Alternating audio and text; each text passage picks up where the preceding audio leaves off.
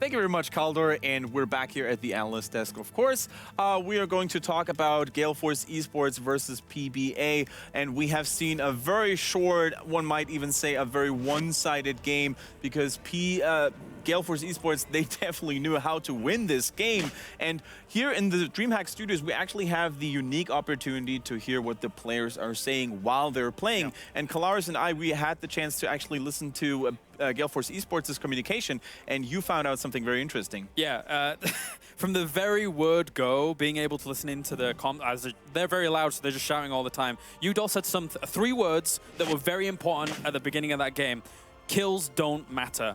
And there was so much to validate that statement in this, in general. They knew they had the poke. Look at Li Ming's build compared to how Crone normally builds. Full damage across the board. It was full teleport. The Aether Walker into Calamity, into Illusionist, into Diamond Skin. It doesn't matter if he dies. They just need to keep poking and poking and poking. It was really, really impressive. Kills don't matter. Very beautifully said, Kalaris. Thank you for that. But we also saw some, at least some defense from PBA. They had a little bit of lockdown there with the Sonya leap, of course, most prominently. But Jayhao, you have replay number 1 ready, so take us through it. Yeah, I think that's actually something we're going to take a look at, because there was a few misplays, and I'm not sure if Akaface just didn't realize that there was leap available. And let's just go ahead and pause it real quick. I mean, right here, you can see Akaface right on board. We're going to try and highlight this. Actually, we'll just give you a line there. But either way, Sonya's right here, and he's just keeping an eye on the camp. And that looks all fine and dandy. But if you look right up at the top, there's a leap, and then here in a moment, Akaface going to get caught out, and this is exactly what happens. I mean, it looks good. You've got Crone poking, and everything looks good until also at the bottom. Look here, Scroll coming in on the back. Instant Dwarf toss in, Stormbolt over, leap directly on, and that is a dead Rhaegar. The Void Prison not quite on point. You had to be able to isolate Akaface, and it was just a tough spot. Yeah, so definitely PBA didn't go down without a fight, but in the end, I think Gale Force eSports just played it to one of their strengths, as Kalaris was pointing out. Just be patient and wait for the enemy to make mistakes. I mean, we talked about it in the draft, how their approach to this map was pretty much all you have to do is outpoke your opponent and not die in a lot of situations, and the Zeratul was another tool to be able to stop that from happening. I think the most important thing when it came to that replay specifically is that was the only time I felt like leap was coordinated with anybody else who was diving. There was never like a dwarf toss, then a leap coming in. Outside of that one situation, Tracer almost never worked directly with the Sonya. It was constantly one engaging here, one engaging there, and it's like when you're facing a Void Prison, you're never going to get anything to happen when that's your only win condition. And it also felt like leap was probably one of their only chances to come back in that game, but that's if they didn't lose a keep at 8 minutes. Like, it's weird to say, but leap coming at level 10 is too late for them in that game for them to come back in that situation. Right. Okay, Jayhao, why don't you do it again and let us know what happened during replay number 2? I think this is what Dread was just talking about, the fact that I believe this is going to be the one where Tracer goes in deep. But I also want to highlight, let's pause it real quick. Michael Udall goes in. This is Alpha right here going in way too deep. And the rest of the team all back here. This is solo engagement from a Tracer who's trying to get the kill. But we see Michael Udall who came directly into the top, and that's kind of the thing. But let's have a little bit of fun with this. And we're going to see Tracer just instantly gets blown up. And now all of a sudden, Michael Udall is isolated. He's like, wait a minute, guys. What do I do? Well, you know what? I'm just going to move around here. You know, I'm going to dodge this. I'm going to dodge that. You know, as a matter of fact, I'm going to go and hide a little bit. As a matter of fact, you know what? Wait, you know, actually, I'm going to go back the other way. I'm just going to go back the other way. It's just a nice little juke there, nice little fun time with Michael Udall there on Zeratul. So you can see he makes the plays. There are several moments that you could easily highlight, especially the game-winning kill. He was able to use that Vorpal Blade onto Tracer, who used the recall. Vorpal Blade initiated. Bam. Just like that, game over. Now, from a point of view coming from PBA, I mean, there were the backs against the walls, right? Because if they lose this next match, which is, by the way, going to take place on Sky Temple, they are out of this tournament, Dread. What do they need to step up in order to maintain their form and shape? They need to be able to either, one, deal with Zeratul, or number 2... Or ban it out. Or ban it out, which they're going to, I think, considering that last match. It's a map where Zeratul's even stronger than he was in Battlefield of Eternity, and without Gale Force pretty dominantly took it there. I feel like another thing that I would like to see them do is not play so hyper-aggressive compositions, play a little bit more to their map strength rather than worrying about how do I just engage and win a team fight. Is it weird that PBA, their very first game against, I believe it was MVP, or whoever they played, it was Zeratul that kind of did them in, and every single time they've banned Zeratul out, and when they play against Zeratul, they lose? Like, every single time. It seems like Zeratul has the biggest presence amongst their draft. I wouldn't mind a full step ban here at Gale Force on this map, considering that the PBA do love it, but at the same time, could go to conventional bans. What's PBA's first pick? They're mixing something up. Greymane? They're going. It seems like they would still mind. bait that first ban, like the first ban onto Illidan. It seems like they would try. like I to guess go they really Muradin. wanted the Greymane. I feel like is what I thought they were going to be trying to go for. Hopefully, Gale Force wasn't going to be able to ban that. Rather than, I don't know. It seems like a strange choice that they don't. That they want to be banning the Illidan. They've been banning it second pick the entire tournament, and now this one drastically shifting it up, showing that they didn't want to play it. I mean. I don't know. It just seems like they're already showing major changes to try and make up for it. Something we also noticed when watching PBA, I think James and we talked about it during game 1, is that PBA likes to be indecisive.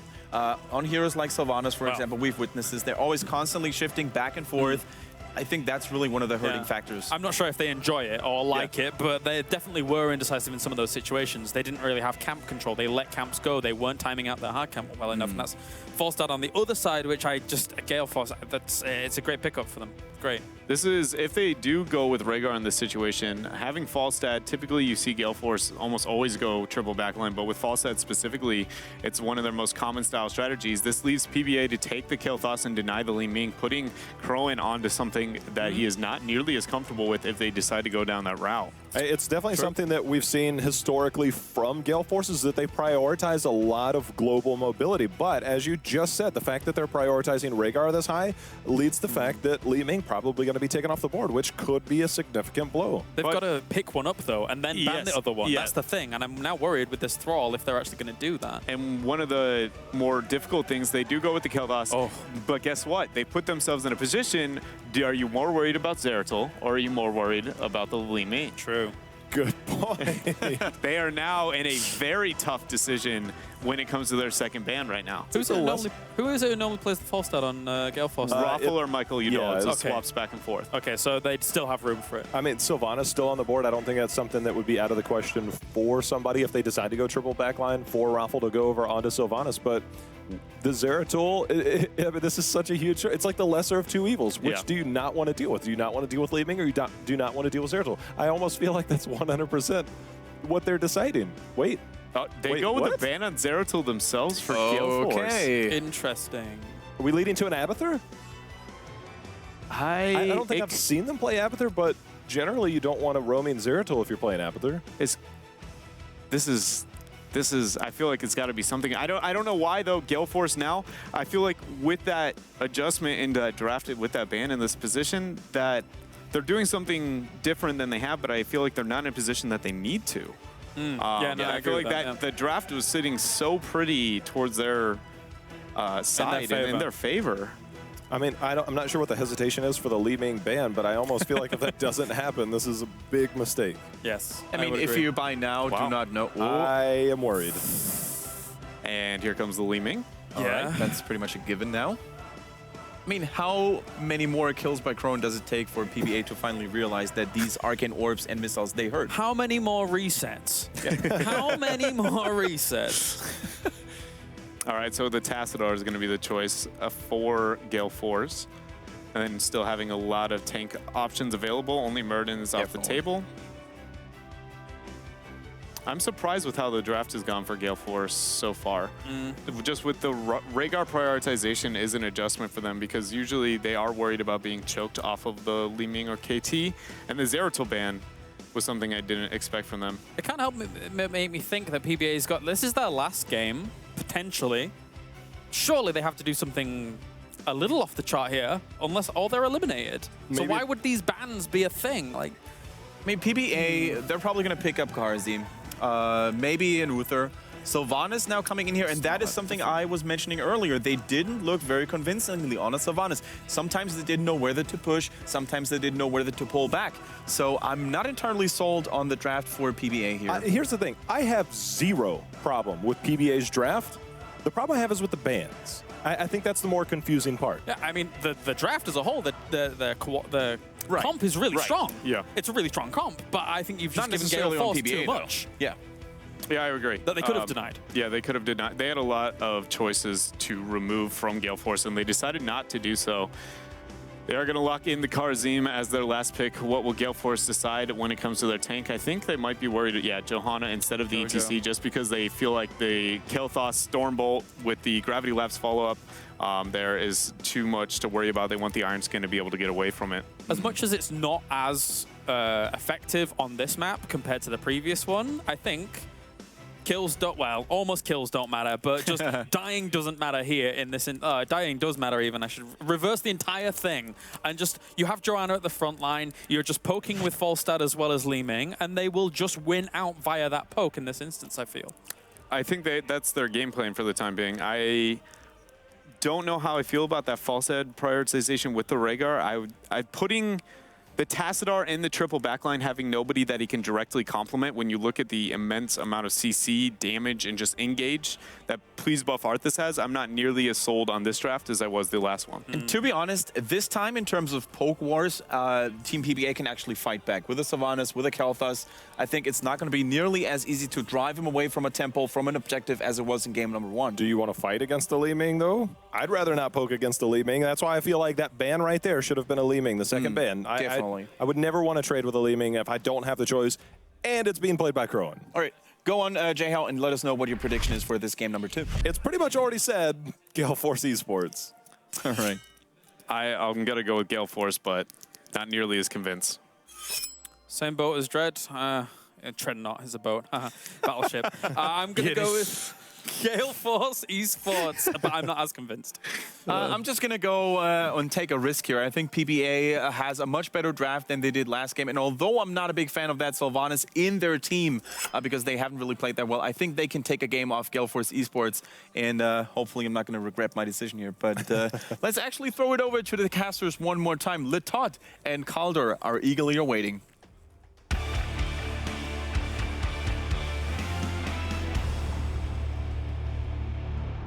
Indeed, we are, Kendrick, here for game number 2. Gale Force has already secured a couple of heroes that they wanted. They were actually very happy with that draft. We could hear a couple of comments from them after they saw what would happen here, and they really are eager to wait for that poke game.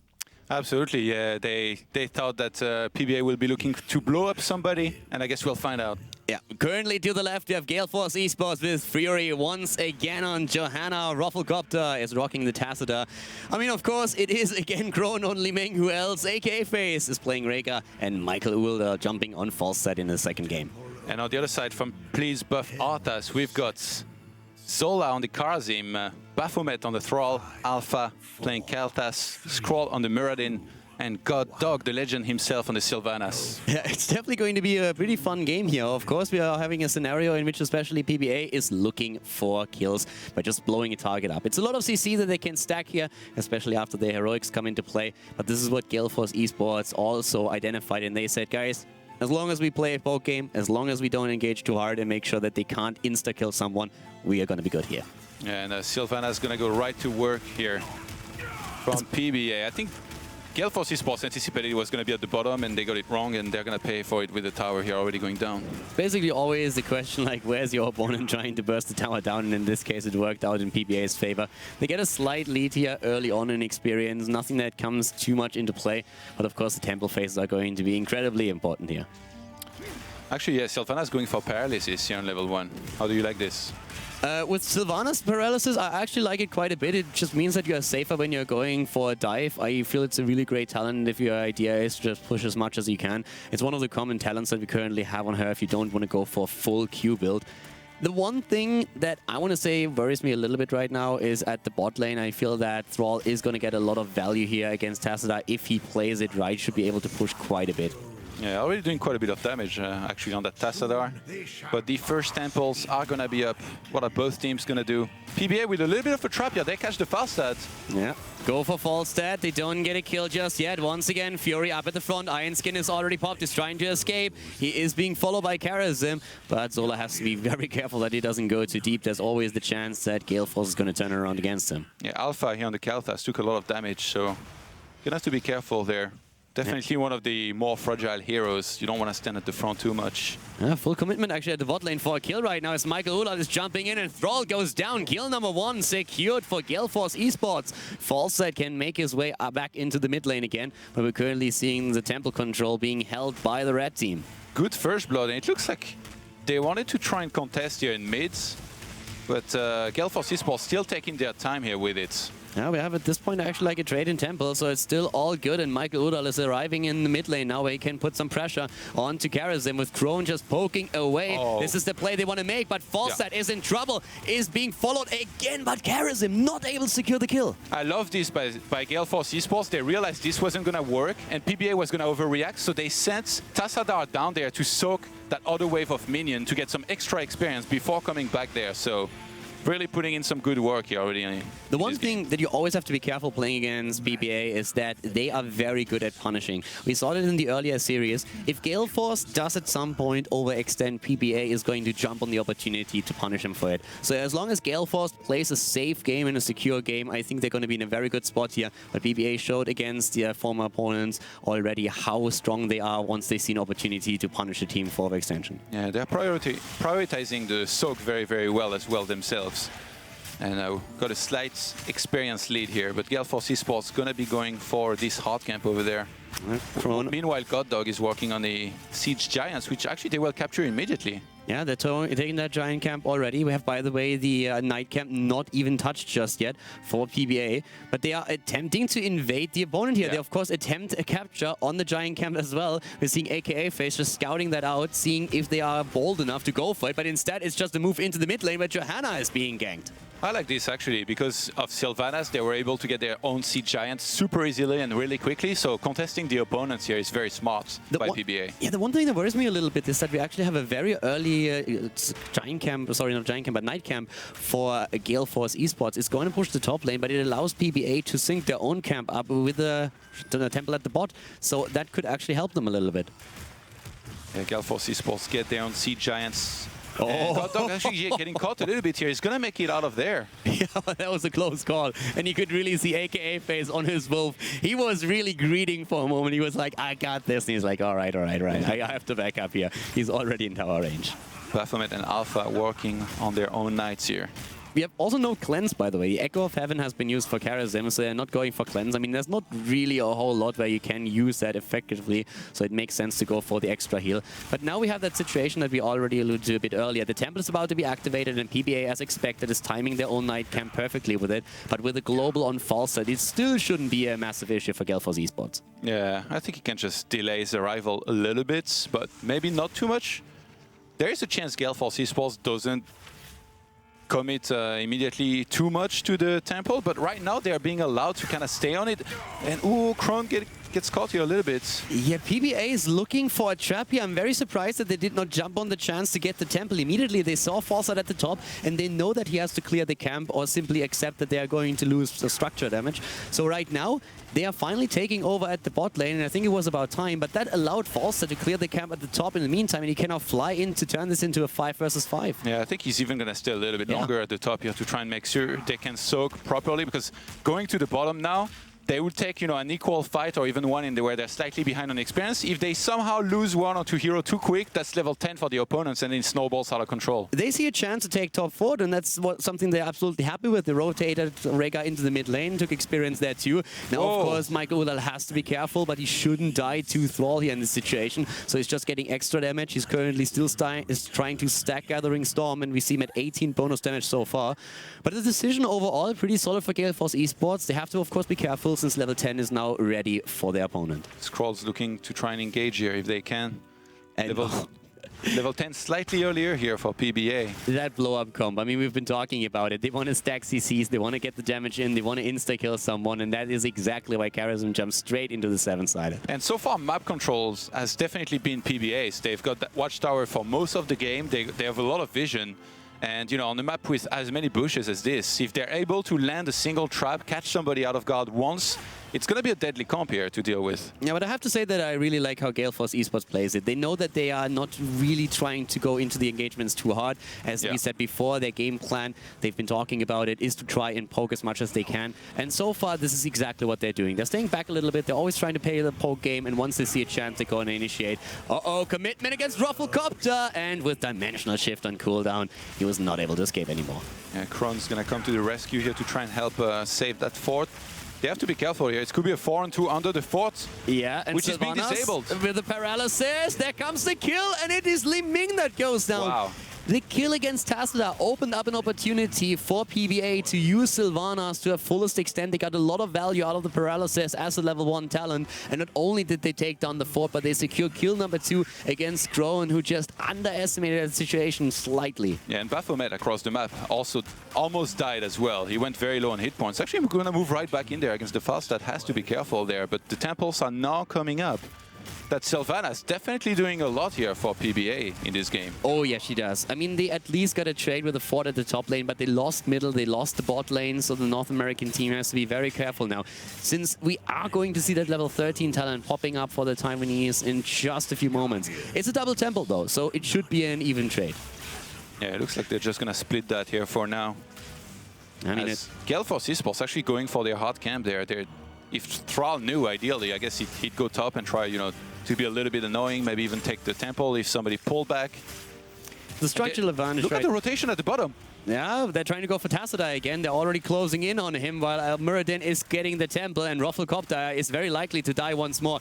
There are too many CCs. He has still... Oh, he saved it until the last second. So close. Oh, he waited so long. He was so patient.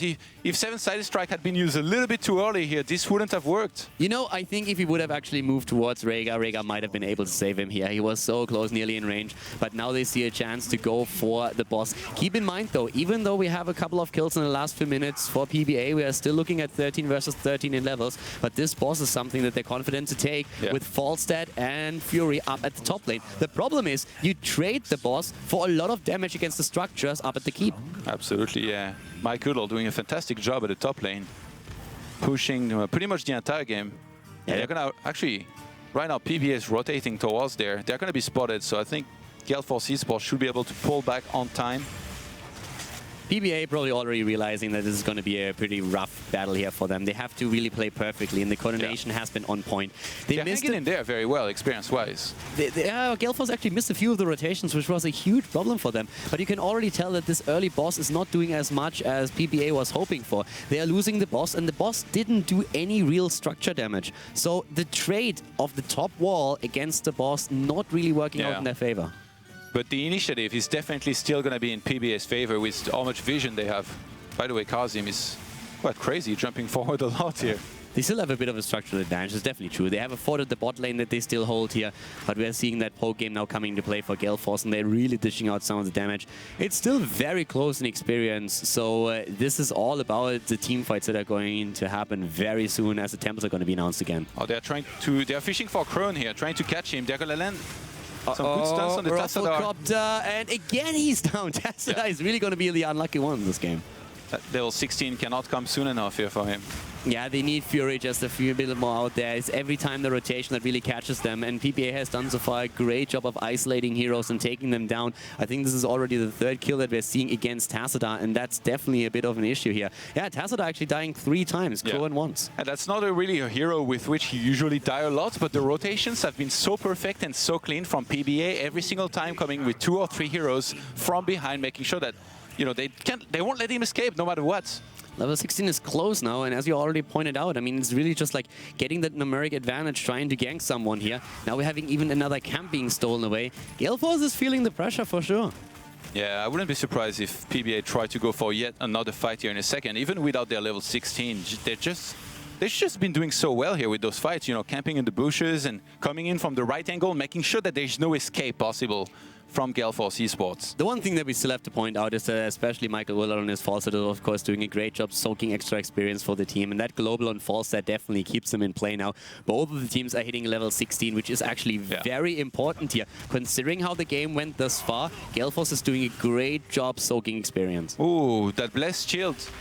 Yeah, well, once again, Forcewall is in here. We have PBA moving in, but Kelpas is missing. He's finally arriving. Rufflecopter trying to maybe zone out again. His Forcewall is still on a cooldown.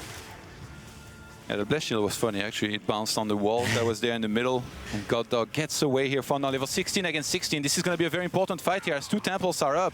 Oh, scroll, and then the Moradin is nearly dying, but he uses Stone Form. He's able to stun out AKA Phase. There's the Mighty Gust now as well. They're trying to isolate Galvas, and they get the kill against, and that was so important. Thrall a bit too late with the Sun Ring, and once again they're trying to go against Muradin. Groen in the back line with the damage, but it's Johanna that dies because Rhaegar uses Ancestral just a moment too late. Yeah, Gale Force eSports has to pull back. Mike Riddle is going to take a lot of damage, but make it out barely in the end. They're going to have to, I guess, tap here. Yeah, it was actually a very unfortunate moment. If Ancestral would have been used a little bit earlier on Johanna, that would have been a great fight for them, because now Blessed Shield is also off cooldown again. It would have been a 4 versus 5 in their favor, and that would have been fantastic, but they're still invading. There's so many ultimates available right now for Gale Force eSports, so they can definitely try and capture that bottom camp or even go for a fight right now. I think they'd be hugely, huge advantage here if they did. Yeah, they have nearly everything up. Mighty Gust is the only one that they are missing out, but at this point it looks like they are trying to get the top camp first so that they have a bit more pressure. Yeah. Keep in mind that the top wall at the keep is already gone, so this camp would actually threaten keep directly. Even the tower took a bit of damage there. I'm still a little bit worried because I feel they really need to make sure that they're not losing too much right now. The mid keep on the side of Gale Force has already taken damage. There's still a fort available for their opponent. They have to really force a few more fights, and they can't lose heroes before the team is together. A kill against Johanna is giving PBA the advantage again. Gale Force just too slow on the rotations. Yeah, and with Johanna gone, there's not going to be any mid-shield to tank any damage. They're just going to get chased down here. I love the decision, by the way, of PBA to just chase down first, not really prioritize the temple, to try and get another snipe. Great heal. He's gonna get Great heal. Oh, but they really want him. They dive in again. Scroll jumps in. Wants to secure a kill. They went deep for this one. They still have a 5 versus 4, but yeah, if Muradin would have pursued Li Ming a bit further, then he could have died there, but he moved out just in time. The ancestral healing really made up for the previous one, I think. Oh yeah, that was a really good save that we saw. The temple really not being prioritized at all. I think they realize here, PBA, that if they went on it, they'd be exposed to the counter-attack with Johanna getting back into the game here just now as well. Well, they have Muradin. One of the reasons why Muradin has such a high pick priority on this map in particular, I mean, we saw him as a first pick again, is because he can just sustain all the damage that those Guardians dish out on the temple, so he can soak that quite easily by himself, and that's what we're seeing here. They can always move back, but now Gale Force starts to invade at the bot lane. 2 heroes at the top, Muradin jumps out. This is the huge advantage that you have when you fight for bot temple if you still have that fort there. They can simply jump behind the wall that was still intact, and you're golden. And we see a Cold Embrace from Sylvanas on level 16. That's really going to help try and blow up somebody, I guess, at the front if he uses that well. Especially, of course, with the Lost Soul synergy that we see as a level 4 talent. Yeah. And that Dimensional Warp on Tassadar couldn't have come soon enough because he's not been having a really easy time staying alive so far in this game. Yeah, we had a huge big priority on him. The big advantage for PBA is also that they have now a very level lead, and that will help them to an earlier level 20. The problem for Gale Force is really that they're starting to lack the kills, but once again, the fight is happening here. Mighty Gust already used. The Phoenix is down. They're going for Crone. He's spreading the love. The Sun Ring is in. Not doing too much, but Johanna is once again dead, and PBA is moving in for potential kill number 2. Alpha is following up. Here comes the jump on Muradin. He's popping his Stone Form, and with Dog God being so low and nearly dying, they decide to move back. With the exception of Thrall, Baphomet is getting a bit too greedy. Yeah, it's still decently healthy, though the rest of the team is going to cover for him here. And that level 20 is closing in very quickly for PBA here. This is going to get really scary in a second for Gale Force eSports. They need to start winning some more of those fights. And it looks like they might try and contest that boss here. I don't think this is the right time without 20 to try and take it here for PBA. Well, they have a 5 versus 4 going for them, so that definitely helps. A few of the Auric abilities are also coming off cooldown. I really think they can make this work. Yeah, this is looking very clean. And I mean, I have to really say that PBA is playing a great game too. Yeah. The rotations are crisp. They are very good. Their decision-making is absolutely on point. They are not too greedy. They move back whenever they can. And they still have a fort, which on Sky Temple 16 minutes in is insane. With Johanna being gone for this long, I guess they could definitely afford afford to do it. Tassadar still being targeted, but staying alive this time. I mean, the CC chain alone. And think about all the value that Sylvanas gave the team with the disables that we saw. That one kill against Tassadar early on in the game at the bot lane secured them 2 forts because Sylvanas made it quite easy. And now they're doing the same thing again with the 16-minute boss moving in. Nice Ancestral on Fury, who's finally back to business. Level 20s against them, but Gale Force has to make a stand now. Yeah, that keep his toes. Top lane is being pushed here for PBA, and the Temple is going to come up in a second here as well. Behind this, looks like they're going to try to do as much damage as possible on the core, maybe even try and take it. They're not even going for the keep in the mid lane. They're going straight for core here. They're level 20 and they're trying to abuse it. They're already putting the pressure on, and Gale Force is struggling. They're trying to somehow make this just defend here, but they have no chance. 2 heroes down, 5%. The boss alone is going to finish it. And this is game. PBA is tying up the series. I guess they could afford to do that. We were 17 minutes in, and that boss was much stronger than I had even anticipated it would be there. Yeah, it was like Sylvanas once again giving all that value. If it's not for Sylvanas, and the boss is going to take a lot more damage from the keep at the bot lane. She can disable the structures that allowed them to go with nearly a full HP boss onto core. Very well played here by PBA. And the problem for Gale Force was they could never really play the game they wanted to play here. Yeah, maybe, I guess Tassadar had to play a little bit safer, but, you know, you can't really stand behind the wall and not do anything, so... The rotations of PBA were just spot on. Beautiful. They played a beautiful game here, and I cannot wait to hear from the analysis before we're going to head into game number 3, which is going to decide then which team is going to advance together with My Insanity. So Kendrick and the boys, let's see what they have for us.